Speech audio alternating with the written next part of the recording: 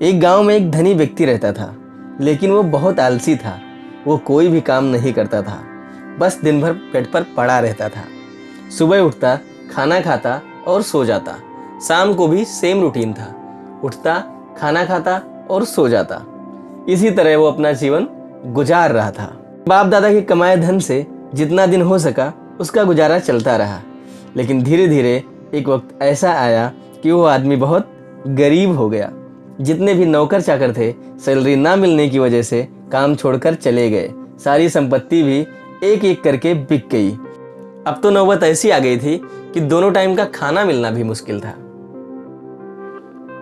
गांव वाले जो कुछ भी दे जाते वही खा पीकर उसका किसी तरह से दिन कट रहा था। एक दिन भगवान शिव और मां पार्वती उधर से गुजर रहे थे, तो मां पार्वती की नजर उस व्यक्ति पर पड़ गई। उन्होंने शिव जी से कहा कि प्रभु, इस व्यक्ति की हालत तो बहुत दयनीय है, आप कुछ करते क्यों नहीं इसके लिए।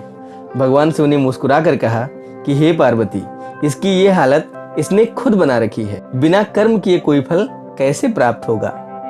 इसने अपने आलस्य के कारण सब कुछ गंवा दिया है। बिना कर्म किए मैं इसे कोई फल नहीं दे सकता, यही सृष्टि का नियम है। माँ पार्वती का हृदय उस व्यक्ति की हालत देखकर बहुत विचलित हो गया था। उन्होंने भगवान शिव से फिर कहा कि हे प्रभु, ऐसा कोई तो उपाय होगा ही जिससे इसकी गरीबी दूर हो सके, आप इसकी सहायता कीजिए। माँ पार्वती के आग्रह पर भगवान शिव तैयार हो गए और एक सन्यासी का वेश बनाकर उस व्यक्ति के पास गए और उसे एक चमत्कारी पत्थर और कुछ स्वर्ण मुद्राएं देते हुए बोले कि तुम्हारे पास 1 महीने का समय है, तुम इस पत्थर से लोहे को सोना बना सकते हो। इन स्वर्ण मुद्राओं से कुछ लोहा खरीदो, उनसे सोना बनाओ, उन्हें बाजार में बेचो और फिर उन पैसों से लोहा खरीदो, फिर सोना बनाओ, फिर बेचो। इस तरह तुम बहुत ही धनी बन सकते हो। लेकिन ध्यान रहे कि तुम्हारे पास केवल 1 ही महीने का समय है।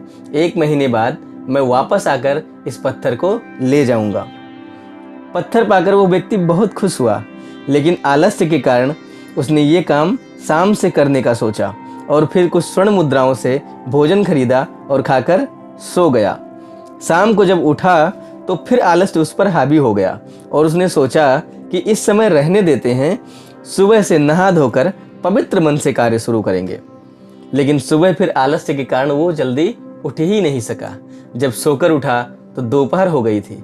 फिर उसने सोचा कि ये काम शाम से करते हैं। ये सिलसिला पूरे 29 दिन तक चलता रहा। महीने के अंतिम दिन वो व्यक्ति बड़ी हिम्मत करके बाजार जाने के लिए घर से निकल पड़ा। लेकिन थोड़ी दूर चला तो थोड़ी थकान हो गई और एक पेड़ के नीचे सुस्ताने बैठ गया और फिर वहीं सो गया। जब नींद खुली तो रात हो गई थी, बाजार बंद हो चुके थे। वो निराश होकर अपने घर की तरफ लौट पड़ा। 1 महीना पूरा हो चुका था तो भगवान शिव और माँ पार्वती सुबह उसके घर वो पत्थर वापस लेने गए तो माँ पार्वती को उसकी ज्यों की त्यों हालत देखकर बहुत आश्चर्य हुआ। भगवान शिव ने मुस्कुराते हुए माता से कहा कि हे पार्वती, इसमें आश्चर्यचकित होने की कोई बात नहीं है। यह व्यक्ति तो पहले से ही बहुत धनवान था, लेकिन इसके आलस्य और कार्य को कल पर टालने की आदत ने इसकी ये हालत बनाई है। इससे इसका वर्तमान और भविष्य सब चौपट हो गया। अब आप ये सोच रहे होंगे कि उसकी जगह आप होते तो उसी वक्त लोहा खरीदते और सोना बना देते। पर रुकिए, आपके पास भी वो पत्थर है और लोहा भी बहुत सारा पड़ा है, मगर सोना तो आप भी नहीं बना पा रहे हो ना। आपको हर दिन 24 घंटे मिलते हैं, यानी 1440 मिनट, यानी 86,400 सेकेंड्स। ये 86,400 सेकेंड आपके लिए 86,400 किलो लोहा है और आपकी मेहनत करने की क्षमता वही लोहे को सोने में बदलने वाला पत्थर है। आप चाहें तो हर दिन 86,400 किलो सोना बना लें या चाहें तो 86,400 किलो सोना प्रतिदिन गंवा दें। ये आपके ऊपर निर्भर करता है। कल कभी नहीं आता। जो करना है आज करो और अभी करो, तुरंत करो। हमारे सपने तो बहुत बड़े बड़े होते हैं। बड़ा घर हो, बड़ी गाड़ियां हो, महंगे कपड़े हों, नौकर चाकर हों और भी बहुत कुछ। पर क्या हम उन सपनों को पूरा करने के लिए मेहनत कर रहे हैं? नहीं। हम 2 दिन कोशिश तो करते हैं, परंतु तीसरे ही दिन सपने पूरे ना होने पर हमें वो कार्य करने में फिर मज़ा नहीं आता। फिर हम बहाने बनाने लगते हैं कि हमसे ये नहीं हो पाएगा, या इस वजह से हम ये कार्य नहीं कर पा रहे, उस वजह से ये कार्य नहीं कर पा रहे, वगैरह वगैरह। एक से एक बहाने बनाते हैं, कभी मामा के यहाँ शादी है, तो कभी दोस्त का बर्थडे है, तो कभी होली है, कभी दिवाली है, कभी संडे है, कभी कुछ कभी कुछ। अरे यार, अब संडे को कौन काम करेगा? आज तो आराम कर लूं, जबकि पूरे हफ्ते आप आराम ही कर रहे होते हैं। लेकिन आपको कोई बस बहाना चाहिए। अब आपको मैं 2 बात क्लियर बताता हूँ। पहली तो ये कि ये आप जो बहाना बना रहे हो ना, आप भी जानते हो कि ये सिर्फ बहाना है। आप चाहो तो आज और अभी से शुरू कर सकते हो, मगर आपका आलस्य आपको रोक रहा है, जकड़े हुए है, बिल्कुल हाथ पैर हिलाने नहीं देता।